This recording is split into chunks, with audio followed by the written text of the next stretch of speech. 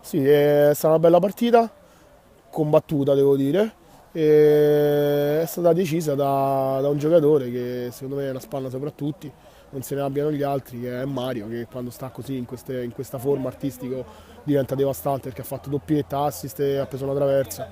E quindi sì, diciamo l'equilibrio è stato spostato da Mario oggi.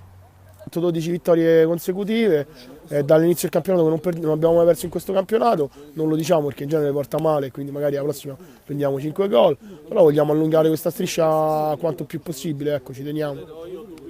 Beh, è una partita difficile perché loro, a discapito di quanto dice la classifica, comunque sono un'ottima squadra.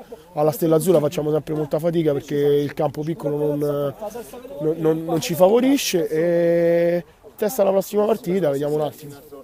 Grazie al presidente Giuseppe Pucci, alla prossima.